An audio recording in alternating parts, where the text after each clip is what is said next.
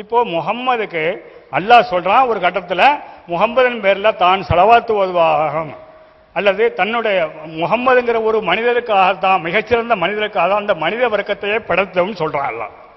அப்படி இருக்கிற முகம்மது நபிக்கு அவருடைய துஆவில் அல்லாஹ் சொல்றான். எப்படி சொல்றான்? வாக்கு கொடுத்துருக்காங்கன்னா கியாமத் நாளில் மட்டும்தான் அவங்களுக்கு துஆ செய்கிற பவரை அவங்களுக்கு தன்னுடைய உம்மத்துக்காக வேண்டுதலையும் கொடுத்துருக்கோம்னு சொல்றான்.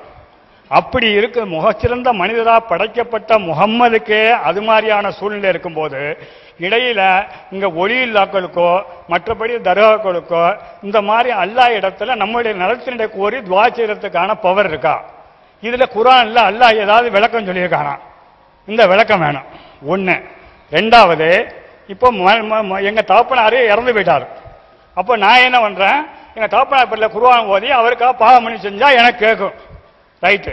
அப்படி அது அல்லாம இந்த 7ஆம் கத்தம் 3ஆம் கத்தம் 4ஆம் கத்தம் 21ஆம் கத்தம்னு ஓதுறம இது மார்க்கத்தில் சட்டமாக்கப்பட்டிருக்கா? இது அல்லாஹ் ஏதாவது குர்ஆன்ல வலியுறுத்தி சொல்லியிருக்கிறானா? இதனுடைய சரியத்தில் முறைப்படி இது சரியா தவறா? இதுக்கான விளக்கங்களையும் இது மாதிரி இனிமே நடக்காம இருக்கிறதுக்கான முயற்சிகளையும் நீங்க செய்ய தரும்படி கேட்டுக்கொள்கிறேன். அஸ்ஸலாம். அன்பார்ந்த பெரியவர்களே, சகோதரர் கேள்வி வைக்கும் பொழுது இப்படித்தான் சட்டத்தை அவராகவே சொல்லிவிட்டாரு. மறுமையில தான் நபிகள் ஸல்லல்லாஹு அலைஹி வஸல்லம் அவங்களுக்கு அல்லாஹ் தஆலா துஆ செய்யற பவரை கொடுத்திருக்கிறான் என்று அப்படி இவரே தீர்ப்பு வழங்கிட்டாரு. ஆனா ஹதீஸ்ல பார்த்தாக்கா நபிகள் ஸல்லல்லாஹு அலைஹி வஸல்லம் அவர்கள் இந்த உலகத்திலே எத்தனை துஆக்களை செய்து இந்த உம்மத்துகளுக்காக நன்மைகளை கொடுத்திருக்கிறார்கள். ஒன்றல்ல இரண்டல்ல. மழைக்காக வேண்டி துஆ செய்யணும்னு சொல்றாங்க. நபிகள் ஸல்லல்லாஹு அலைஹி வஸல்லம் துஆ செய்யறாங்க, மழை பொழிந்தது. அந்த ஹதீஸ் புகாரிலே பதிவு செய்யப்பட்டிருக்கிறது.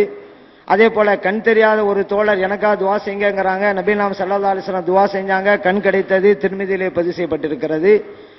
இப்படி நபிகள் ஸல்லல்லாஹு அலைஹி வஸல்லம் அவர்கள் துஆ செய்து சஹாபா பெருமக்கள் பெற்ற பலன்கள் நிறைய உண்டு. இந்த உலகத்திலேயே மறுமையில தான் அப்படின்னு எங்கேயுமே கிடையாது. இந்த உலகத்தில் இருந்தது மாதிரி மறு உலகத்திலும் இருக்கிறது. அதுவும் புகாரில் இருக்கிறது. எல்லோருக்காக வேண்டியும் நபிகள் ஸல்லல்லாஹு அலைஹி வஸல்லம் பரிந்துரை செய்வாங்க. இறைவன் சொல்லுவான், உங்களுடைய தலையை உயர்த்துங்க, உங்களுடைய வேண்டுதலை நான் ஏற்றுக்கொண்டேன் என்று எல்லோருக்கும் பொது மன்னிப்பு வழங்குவான் என்கின்ற ஹதீஸும் புகாரில் பதிவு செய்யப்பட்டிருக்கிறது. அதனால துஆ என்பது நபிகள் ஸல்லல்லாஹு அலைஹி வஸல்லம் அவர்களுக்கு இரு உலகத்திலும் உண்டு, மற்ற நபிமார்களுக்கும் கூட உண்டு. எப்படின்னு கேட்டா நபிகள் ஸல்லல்லாஹு அலைஹி வஸல்லம் அவங்களே சொல்றாங்க, மேராஜின் போது ஒவ்வொரு வானத்திலும் நான் நபிமார்களை பார்த்தேன். முதல் வானத்தில் ஆதம் அலைஹிஸ்ஸலாத்தை பார்த்தேன். அவங்க வதஆலி எனக்கு துஆ செய்தார்கள். ஒவ்வொரு வானத்திலும் அவங்க பார்க்கறாங்க. இப்ராஹிம் அலைஹிஸ்ஸலாம் பார்க்கறாங்க, மூசா அலைஹிஸ்ஸலாத்தை பார்க்கறாங்க, ஈசா அலைஹிஸ்ஸலாத்தை பார்க்கறாங்க. எல்லா நபிமார்களும் தஆலி எனக்கு துஆ செய்தார்கள். இது முஸ்லிமிலே பதிவு செய்யப்பட்டிருக்கிறது. அப்ப துஆ செய்தல் என்பது நபிகள் ஸல்லல்லாஹு அலைஹி வஸல்லம் அவங்களுக்கும் உண்டு, மற்ற நபிமார்களுக்கும் உண்டு. அதே போன்று இறை நேசர்கள் வலிமார்களுக்கும் உண்டு. நபிகள் ஸல்லல்லாஹு அலைஹி வஸல்லம் சொல்றாங்க, இறந்து போன நல்லடியார்கள் இறை நேசர்கள் எல்லாம் இந்த சமூகத்திற்காக துஆ செய்து கொண்டே இருக்கிறார்கள். அல்லாஹும்ம இறைவனே லா துமித்துஹும் அவர்களை மரணிக்க வைத்து விடாதே, ஹத்தா தஹ்தியஹும் அவர்களுக்கு நேர்வழி காட்டாத வரைக்கும், கமா ஹதைத்தனா எப்படி எங்களுக்கு நீ நேர்வழி காட்டின அந்த மாதிரி அவங்களுக்கு நேர்வழி காட்டு, அதுக்கு பிறகு அவங்கள மௌத்தாக்கு என்று வலிமார்கள் கபரிலே இருந்து துஆ செய்கிறார்கள். இது அஹ்மதிலே பதிவு செய்யப்பட்ட ஹதீஸ். வலிமார்களும் கூட நமக்கு துஆ செய்கிறார்கள் என்பதை நபிகள் ஸல்லல்லாஹு அலைஹி வஸல்லம் அவர்கள் சொல்லி காட்டுகிறார்கள். எல்லோருடைய துஆம் இருந்து கொண்டிருக்கிறது. அடுத்ததாக இந்த குர்ஆன் ஓதி ஹத்தம் ஓதுற விஷயத்தை பத்தி கேட்டாங்க. குர்ஆன் ஓத வேண்டியதுதான் அப்படிங்கறத அவர் ஒப்புக்கொண்டாரு. அதுக்கு ஏன் நீங்க 3ஆம் ஹத்தம் 7ஆம் ஹத்தம் ஏன் அப்படின்னு கேள்விதான் வச்சிருக்கிறாரு.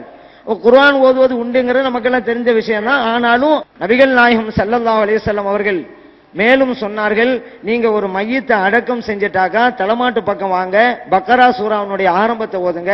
அப்புறம் மையத்தினுடைய கால்மாட்டு பக்கம் வாங்க, பக்கரா சூராவுடைய கடைசியை ஓதுங்க அப்படின்னாங்க.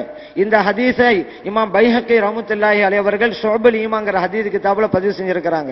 இப்ப இறந்து போனவங்களுக்கு குர்ஆன் ஓதுவது என்பது நபிகள் ஸல்லல்லாஹு அலைஹி வஸல்லம் அவர்கள் நமக்கு கற்று தந்த பாடமாகும். மேலும் ஸல்லல்லாஹு அலைஹி வஸல்லம் சொல்றாங்க, ஒருவர் குர்ஆனை ஓதுகிறார், அதன்படி நடக்கிறார், அவருடைய தாய்க்கும் தந்தைக்கும் கிரீடம் அணிவிக்கப்படுகிறது. நபிகள் ஸல்லல்லாஹு அலைஹி வஸல்லம் சொல்றாங்க, இவருடைய தாய்க்கும் தந்தைக்கும் இந்த சிறப்பு என்றால் குர்ஆன் ஓதியவருக்கு எவ்வளவு சிறப்பு இருக்கிறது நீங்களே யூகித்துக் கொள்ளுங்கிறாங்க. இந்த ஹதீஸ் அபூ தாவூதுல பதிவு செய்யப்பட்டிருக்கிறது. அப்ப நபிகள் நாயகம் ஸல்லல்லாஹு அலைஹி வஸல்லம் அவர்கள் இப்படியெல்லாம் குர்ஆனை ஓதுங்கன்னு சொல்லியிருக்கிறார்கள். அது மூலம் பெற்றோர்களுக்கு நன்மை கிடைக்கும்னு சொல்லியிருக்கிறாங்க. இல்ல தாய் தந்தையர்களுக்கு அப்படி ஏன் கிடைக்குது? பிள்ளை ஓதுவதால் தான் கிடைக்கிறது. எல்லாருக்கும் தான் தாய் தந்தை இருக்கிறாங்க, அவங்களுக்கு அந்த சிறப்பு இல்லை. யாரு குர்ஆனை ஓதுறாரோ அவர் தாய்க்கும் தந்தைக்கும் தான் கிரீடம் அணிவிக்கப்படுகிறது. இது அஹ்மதிலும் அபூதாவுதிலும் பதிவு செய்யப்பட்ட ஹதீஸ். குர்ஆனை ஓதுவது இறந்து போனவர்களுக்கு என்பது நபி நாம் ஸல்லல்லாஹு அலைஹி வஸல்லம் அவர்கள் நமக்கு கற்றுத்தந்த வழிமுறை அப்படிங்கறத புரிஞ்சு கொள்றோம். நம்முடைய மார்க்கத்தில் ஒரு வணக்கத்தை எப்பொழுது வேண்டுமானாலும் செய்யலாம், நம்முடைய வசதிக்காக செஞ்சு கொள்வோம்.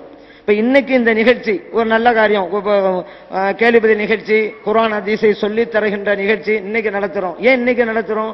நம்முடைய வசதிக்காக இந்த நாள் நம்ம தேர்ந்தெடுத்தோம். அந்த மாதிரி தான் 3ஆம் நாள் ஃபாத்திஹா, 7ஆம் நாள் ஃபாத்திஹா என்பதெல்லாம் அப்படித்தான். ஃபாத்திஹாண்டா என்ன? ஃபாத்திஹா சூராவை ஓதி அந்த நன்மையை சேர்ப்பிப்பது, அதை தான் ஃபாத்திஹா ஓதல் அப்படிங்கிறோம்.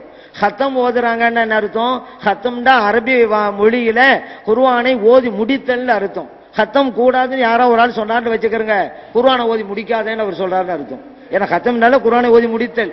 குர்ஆனை ஓதி முடிக்கணுமா வேணாமா? ஓதி முடிக்கணும்னா அரபியில ஹத்தம்ங்கிறோம். ஹத்தம்னா ஓதி முடித்தல். ஹத்தமெல்லாம் இல்லைன்னா குர்ஆனை ஓதி முடிக்கிறது மார்க்கத்தில் இல்ல, காவாசி ஓது அரவாசி ஓதுன்னு அர்த்தம் வந்துடும்.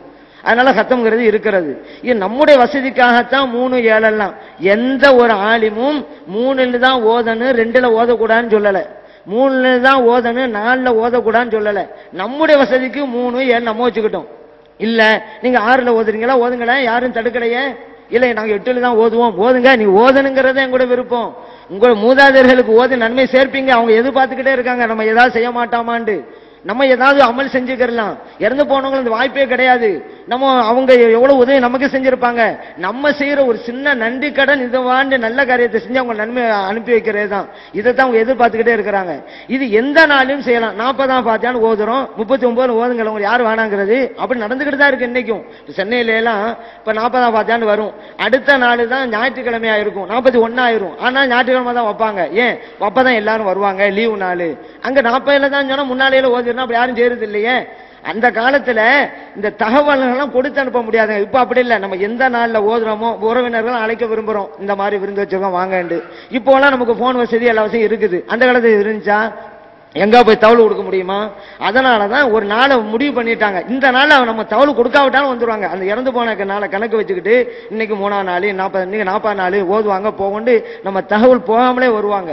பட்டுக்கோட்டையில ஒருத்த நாள் இருக்கக்கூடிய உறவினர்களுக்கெல்லாம் எப்படி இவங்க போய் சொல்லிட்டு வர முடியும்? அந்த காலத்துல எல்லாம் கால்நடையாலோ போகணும். அதனாலதான் இப்ப ஒரு நாளை வச்சுட்டாங்க, அவங்களாவே வந்துருங்கிறதுக்கு அப்படி செஞ்சதுதான். இன்னைக்கு அதுதாங்கிறதான் கடமை கிடையாது, எந்த நாளும் ஓதலாம். ஆனாலும் கூட 6 நம்ம தேர்ந்தெடுக்காம 7ஐயும் தேர்ந்தெடுத்தோம் அப்படின்னு ஒரு கேள்வி கேட்கலாம். நம்முடைய வசதி